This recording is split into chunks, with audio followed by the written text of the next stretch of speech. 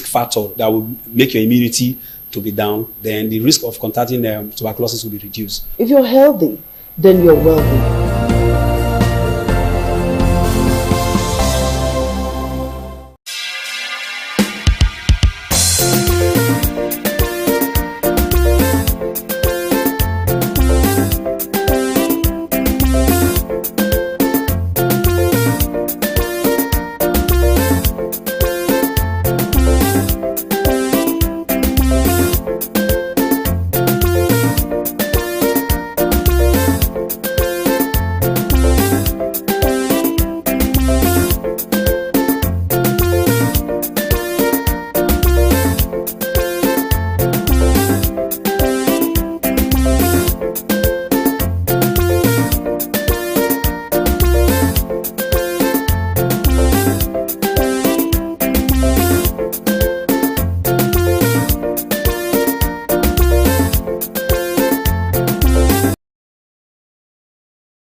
Welcome to another exciting program on your television this morning on ITV. We call it TMI, and of course you know how it is. What we do here, we ensure that we inform you, we entertain you, and above it all, we give you opportunity for you to know what is going on in our society, in our country, and of course in the world. My name is Evan Sunokuge. Today being Wednesday, the 19th day of the month of November 2025. Now, it goes to show that the season is so on now.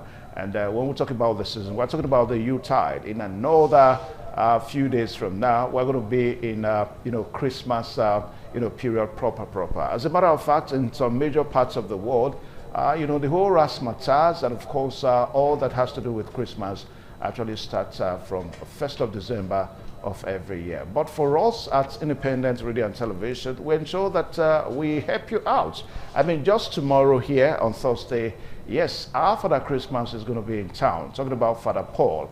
And if you listen to one of the programs on radio a few days ago, I saw the guy boarding and, buying his tickets, boarding an aircraft. And I'm told that the first aircraft that is going to be touching Benin tomorrow, it's going to be having Father Paul. So Father Paul is going to come to Benin with lots of goodies and all that. So we are using this opportunity to let parents know, to let children know that starting from tomorrow, most especially proprietors and proprietaries of schools, school owners and caregivers, owners and all that, IDP camps, owners and all that. So we are using this opportunity for them to know that from tomorrow, Father Paul, Independent Radio and Television Father Christmas 2025 is going to be in town. So you do take advantage of it and ensure that you be part of it. Now, one thing about this year's edition is the fact that you can actually make a separate arrangement for Father Paul to visit your family. Maybe you have a family that you just want the Christmas, Father Christmas to be right there. So you come to Glass House Airport Road, our corporate headquarters in Benin City, and you make arrangements, and we're going to oblige you of that. Well, I'm not alone on this program. I've got my co-anchors in Lagos and also in Abuja. I have Messelina and Patricia in Lagos, and also Michael Anko in Abuja. All right, now, just yesterday, ladies, I read something that I thought I should bring on board this morning. Very disturbing. I'm talking about street urchins. Now, when we talk about street urchins now, we're talking about some homeless children. Children of about 5, 6, and maybe young adults. Homeless. That's are the best way to categorize them. Now, these children go about and constitute nuisance, most especially in our streets and in our roads and our societies. Now, yesterday, one of the major areas in Lagos, it was on the papers that, a kind of a fist-off ensued between some street urchins and an Air Force officer. And before people knew it, one of the street urchins brought out a stabbing knife and stabbed that, Air Force officer to death. Now, the menace that these street urchins are constituting by the day is assuming an alarming, state. So we're going to be doing some discussions along that line from Benin this morning so that we see how government can begin to curtail their activities. Now, if time permits us, we tend to have the Honorable Commissioner for Women Affairs in the person of Eugenia Abdullah, so that she tells us what the Edo State government, we're going to be domesticating it, so that she tells us what the Edo State government is doing to ensure that this becomes a thing of the past. Because street auctions are everywhere. You parked your vehicle, before you know it, they take sharp objects and they mark your vehicle, they break your windscreen and all that. So this is very, very disturbing. Now, Abuja, let me not to be around this this morning. Tolu is currently in Saudi Arabia covering the games for independent television and radio, your darling station here. But Abuja is cool this morning, and I know as those from Lagos, there, Selena and others, you saw the tear gas yesterday at the PDP National Secretariat, Wadata Plaza, Wuse in Abuja, very busy at district here. And you saw so much drama around the Asset Rock Presidential Villa in the evening, where Vice President Kashim Shettima was asked, hey guys, you don't need to go to Taraba State, where Kefas planned to defect this morning, everything arranged. Please, the president told him, quickly head to Kebbi. Let's go and comfort the family of those persons whose daughters have been taken. And it's just not too good news all around Abuja yesterday, from the tear gas to the Wike, Bala Muhammad, Makinde, extreme show of shame, to the killings, the insecurity, the explanation by the military, how the general called and the general was killed, how the press, according to them, misinformed, how social media and others gave out information. So much a salad that doesn't taste well in the lip of our social engagement. Because that actually happened yesterday, at your doorstep in Abuja, very close to you. So you personally, saw all that happen. We're quickly away from that now. Now, ladies, a while ago, I tried to talk about the menace of street auctions. I mean, something happened in Lagos yesterday where you guys are. Street auctions in communities, in our societies, they have assumed a very, very threatening dimension. Beselina. Good morning, Evans. Good morning, Ikarata from Abuja. It's a beautiful Wednesday morning here in Lagos. I mean, a beautiful weather. And I'm happy to see you guys. All right, yesterday what happened basically was, it was actually the Air Force personnel that brought out the, knife to threaten the street urchins. They were playing football and, they used the football to hit him, and he picked up the ball, and, he was threatening them that he's going to, bust the ball. And before you knew it, he brought out a knife to, bust the ball, and he was actually using the knife to threatening them. And the streets guys, how they do things is they rushed him, and one of them managed to collect the knife from him and stabbed him to death. I mean, that's not a good one at all. That was basically what happened. And the Air Force personnel was actually trying to defend himself, bringing out the knife to threaten these street urchins, and one of them was able to, collect it from him and stabbed him to death. I mean, before he left the house, he didn't know that would be his end, but God knows everything. And also, basically from Lagos today, we will be looking at the insecurity issue. It has been a major problem in Nigeria that we keep battling every day, and we've been asking, the people have been asking the government, what would be the lasting solution to insecurity? We saw the 25 Kebbi girls that was kidnapped. That was how, earlier 2014 Chibok girls also was kidnapped, and we're still battling that till today. And just a few days ago, we saw that 25 girls was kidnapped. And the question is, why just girls? Guys are also being kidnapped, but the rates which ladies, girls are being kidnapped, it's alarming. And we'll be also looking at the general that was also kidnapped. Few days ago, it was later announced that he has returned back, but earlier again they said he has been killed. Where are we going to in this country? The general is out there to protect the country, right?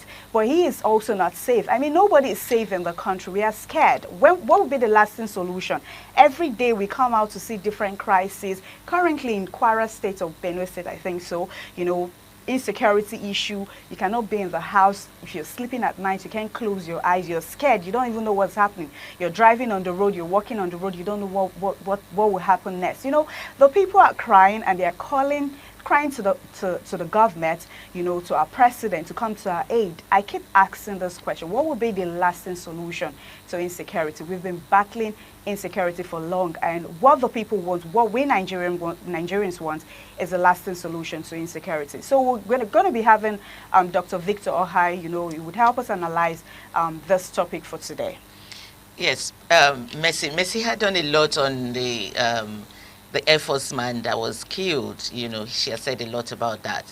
Anyway, let me just contribute my coin to it. So the Air Force guy was actually protecting himself with the knife that he had. He brought out the knife first. And you know how it is in Lagos, Evans. These boys come on the street, especially, they don't care. Even if it's a driving street, they just come and start playing football. It's a big problem here in Lagos anyways. So, but he was passing and they used the football to hit him. And then because he was on Mufti, I'm sure they didn't know who exactly he was. So he brought out the knife to protect himself when they attacked him.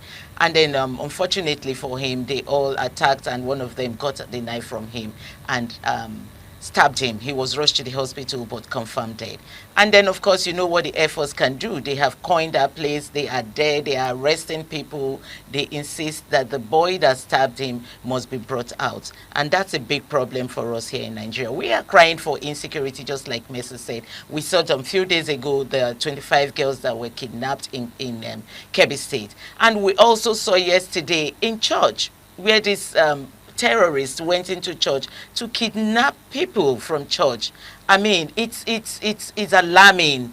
It's serious. It's alarming. And we also see a general who was ambushed. Their vehicle was ambushed in the bush, and then he was able to escape from the terrorists and communicated with his people and told them, look, when the helicopter is flying, I'll raise my cap up so you identify where I am. But unfortunately, he was also captured and killed. The question now is there an insider giving this information to the terrorists? Because if he had discussed with his men, and he was protected where he was. Of course, he's a general in the army, and he'd have gotten all the trainings to get to the general position.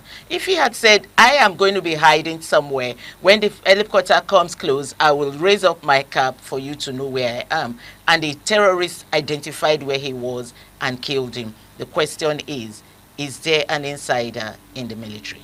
Evans.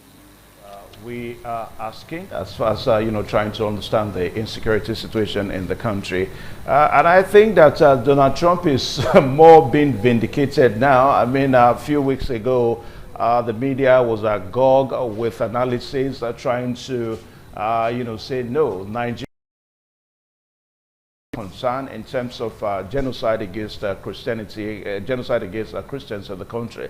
But with what happened yesterday in Kogi State, I mean, it's even more disturbing that the CCTV video footage is almost everywhere. You go to social media this morning, everywhere, whereby the terrorists were captured, as they, unleashed that terror on the worshippers in the church yesterday in Kogi State. It's very, very disturbing, I must say.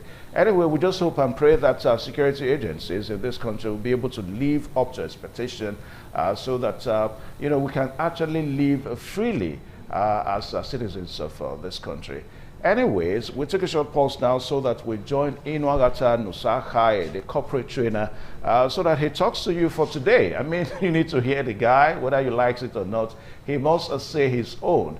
And let's quickly take a short pause for Inuagata Nusahai. My name hasn't changed. It is still the amiable Inuagata Nusahai. And this morning, the topic of my conversation with you is 5 benefits of psychological safety in the workplace. 5 benefits of psychological safety in the workplace. There are so many benefits, but as time we allow on this segment of TMI, we'll be looking at 5 of them. Now, psychological safety in the workplace is that situation or condition whereby employees, team members are not afraid to express themselves. They are not afraid to contribute their ideas. They are not afraid to contribute their innovation, for the advancement of the organization or the advancement of the system. They are not afraid, to make their opinions known, make their views known. They are not afraid of being embarrassed. They are not afraid of being shamed.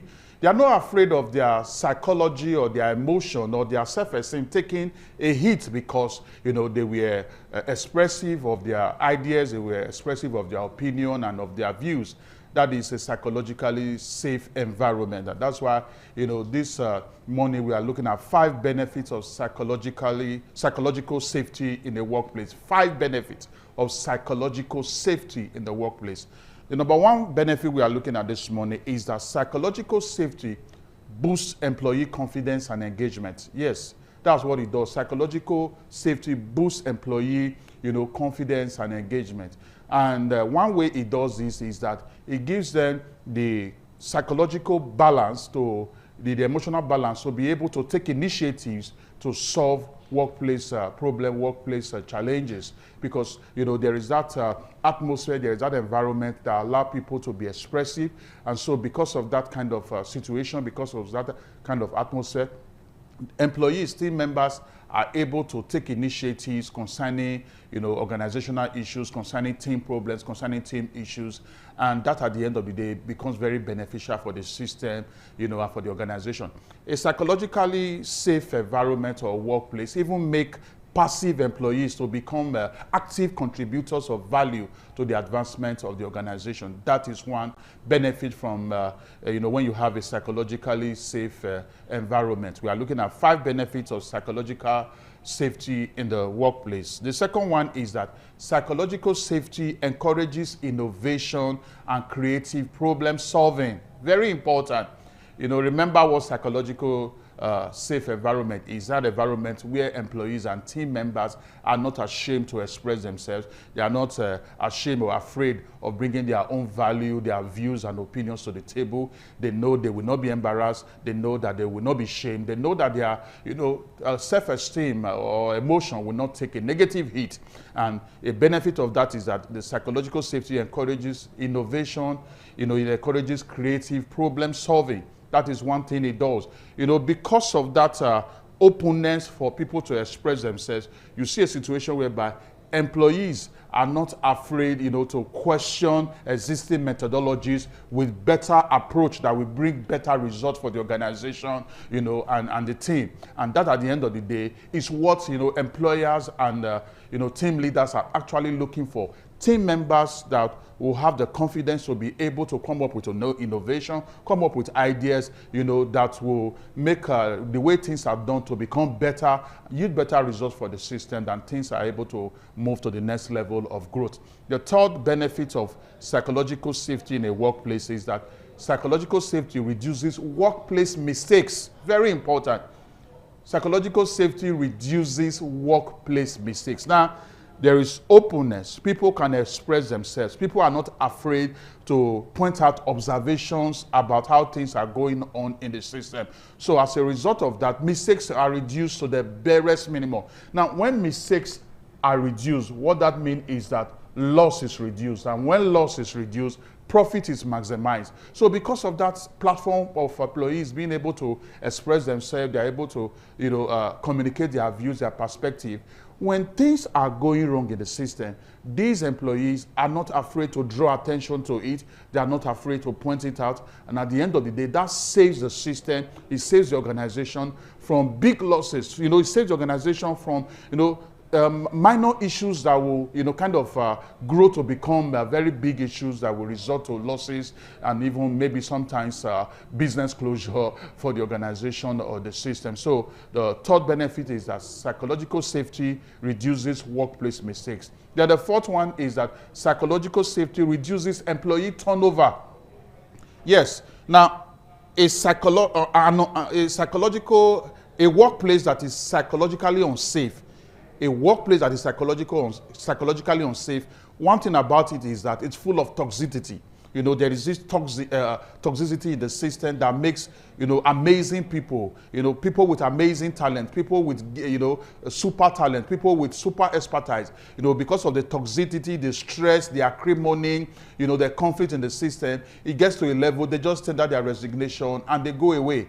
But if a workplace has psychological safety, if a workplace is psychologically safe, you know, people will want to remain there, people will want to work there, because why? There is that platform, there's that opportunity for them to express themselves, there's that opportunity for them to release their potential to the very peak, there's that opportunity for them to, you know, release their expertise to the very, very peak, and at the end of the day, it is for the good of the system, and good hands, great hands are, you know, retained. But like I said just now, if the environment, if the workplace is not psychologically safe, good hands are lost.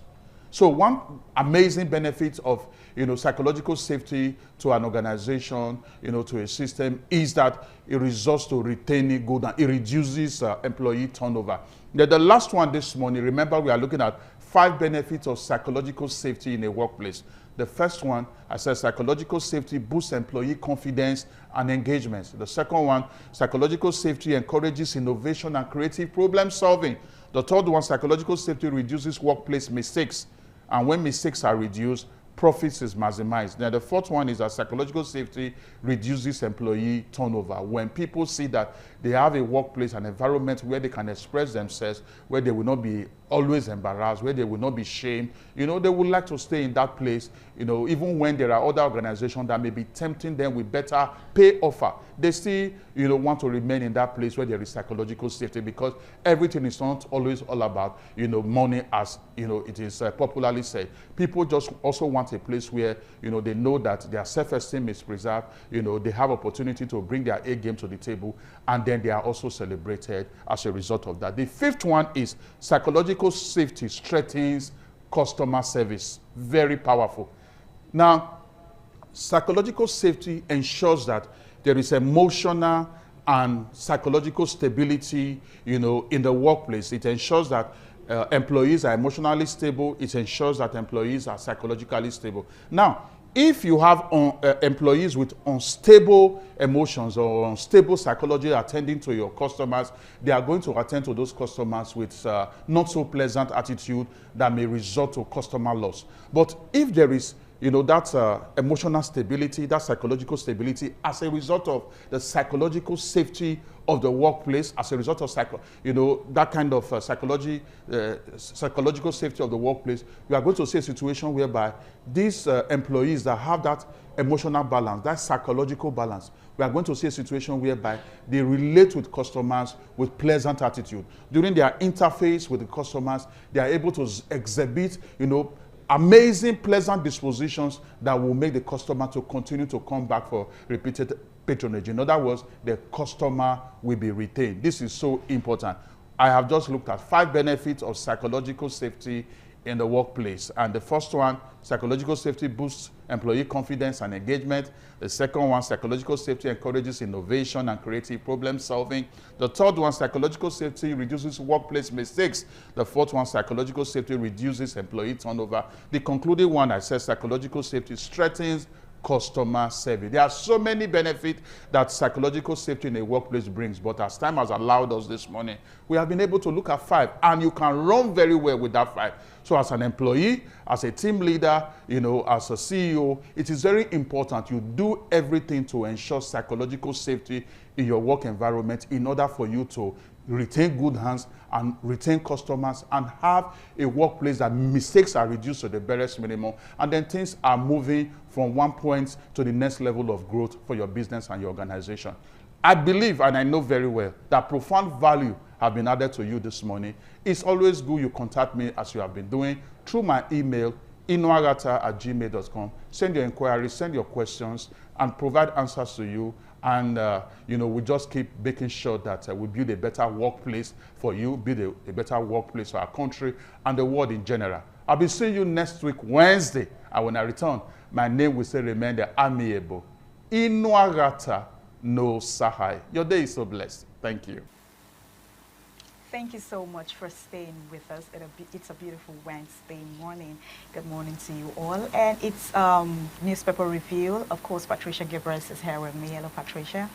Good morning, Messelina. Good morning. Thank you for joining us this morning.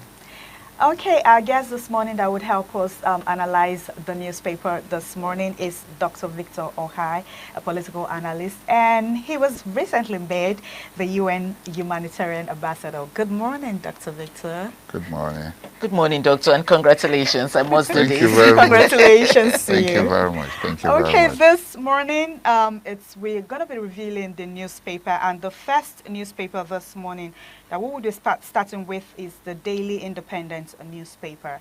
The Daily Independent newspaper, the big headlines there says, Turaki takes office after chaos, onslaught of tear gas at headquarters. That is the big headlines there. And a rider says, Wicked Group battles new NWC members, governance orders. Another one says, over 600 policemen talks lay siege to party headquarters. Another one says, tear gas governor Bala, Makinde PDP members, journalists. Another one says, why we invited police by embattled Senator Ayahu. Another one says, there's serious threat to democracy in Nigeria, Turaki. Another one says, urges President Tinubu to call Minister Wike to order. Another one says, ADC condemns attack on PDP headquarters, says a democracy under siege. You get that on page 29 from the Daily Independent newspaper. Also on the newspaper, Nicki Minaj speaks out against alleged Christian persecution in Nigeria. Another headlines, Total Energies eyes opportunity in 2025 licensing round. Okay, that you get that on the newspaper as well.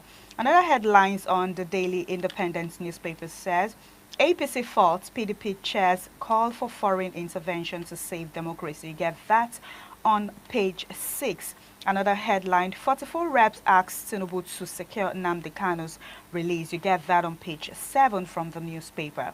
Senate urges immediate rescue of kidnapped Kebbi schoolgirls. You get that on page 7 from the Daily Independent newspaper. Khan reaffirms position on Christian genocide, urges federal government a global action. Okay, Dr. Victor Ohai, I want us to quickly talk about the clashes that have been happening in the PDP recently. The big headlines there that says Turaki takes office after chaos, onslaught of tear gas at headquarters. You know, if you watched the video yesterday, there's this clashes that happened between Turaki and Wike and most of the PDP governance yesterday. You know, there were tear gas everywhere, and it's got a lot of people talking. What would you have to say about this? Frankly, I'm going to be very direct about this. Wike is on a mission. It's not a good mission. He left the PDP spirit, soul, but body a long time ago. And he has only one mission. And I'm sure his mission, the mandate is remain there and destroy that party. It is not good for democracy. Even he will regret it. Wow. You don't do that. I mean, what is he? He has left. He's not a loyal member of the party, clearly. We're not quarreling with the issue of having appointments. You can have an appointment anywhere and all that. But his actions clearly have depicted him as, I don't know why the party, well, I think they just did that now. He's been putted out of the party. That's what should have been done a long time ago. He should never be anywhere near there.